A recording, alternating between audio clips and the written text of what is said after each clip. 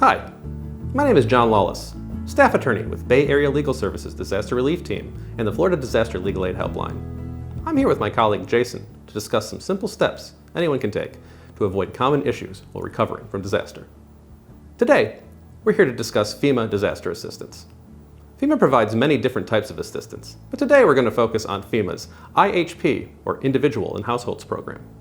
It is through this program that FEMA provides relief to disaster survivors in the form of money for repairs to their homes and replacement of lost essentials. For IHP to become available in your area, a few things have to happen. First, you need an actual disaster impact. FEMA monitors potential disasters for likely impacts, but cannot provide relief until a disaster actually strikes and impact can be assessed. A disaster must also be declared at a federal level. The physical impact and effects are not enough alone to trigger FEMA relief. The government must also officially declare a disaster exists in an impacted area. Also, individual assistance, or an IA declaration, must be given. This allows FEMA to specifically assist individuals in a declared area. Public assistance often comes first, but this does not provide direct relief to impacted survivors. Not all disasters reach the level of an individual assistance declaration, and for those disasters, FEMA assistance may not be available. One of the easiest ways to find out what sorts of declarations have been made and what assistance program may be available is to contact the local emergency management office for your city or county. Finding these numbers after a disaster can be difficult without power or internet access, so having them in advance and including them in your family's disaster plan is a good idea. If you can't find a number after a disaster, another good starting point for finding out what kinds of relief are available is to dial 211 on your phone.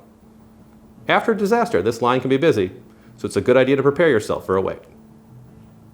If you have power and internet access, you can also check directly with FEMA at their website.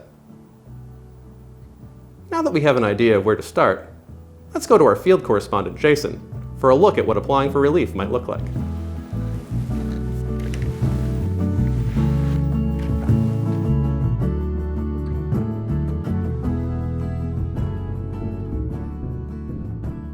The first thing we'll need to see in order for FEMA relief to become available is a disaster. There we go.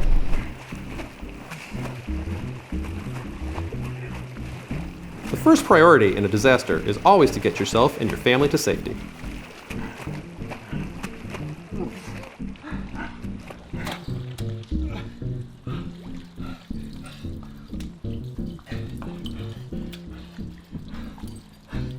It looks like Jason has found a Disaster Recovery Center, or DRC. FEMA partners with local government to open these offices in affected areas to help survivors with a variety of needs.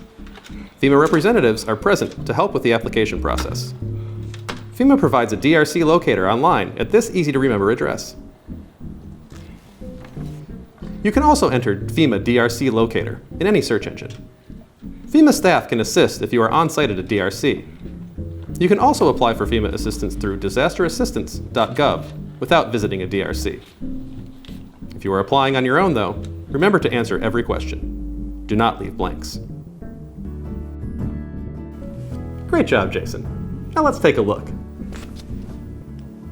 Keep in mind that the form of the application can change depending on how you apply, the type of disaster, and modifications made due to FEMA updates, among other reasons. So in order to avoid confusion, I'll just be taking a look from here. Uh-oh. Looks like Jason forgot to fill a few things out. Leaving a blank could cause FEMA to deny your claim, or at least ask for more information. If this happens to you, don't give up. FEMA allows you to appeal denials, and often they are just asking for more information. Some of the more common issues to be aware of are: remembering to state the specific disaster you are applying for relief is important. This may sound easy now, but the fatigue faced by survivors can be extreme, and this can lead to simple mistakes, such as forgetting this information, or even just to provide it if you are not careful. Being willing to relocate often confuses applicants too, because it is not clear what FEMA means to ask here. Being willing to relocate really only means relocating long enough for repairs to be completed. Many applications are denied because applicants think this means a permanent move. But all FEMA wants to know is whether you're willing to give contractors space to work before you return. Finally, applicants are often confused about whether their home is considered safe and livable. FEMA wants to ensure that survivors are in safe and sanitary conditions. Many survivors instead take this to mean whether they can technically still live in their homes, such as by tarping a hole and avoiding a room with roof damage. FEMA considers this a hazard, however, and a homeowner in that situation is still potentially eligible for relief.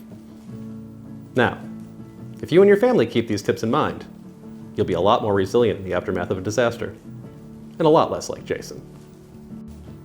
We appreciate you taking the time to listen. For more information on what to do in the wake of a disaster, please visit the following resources.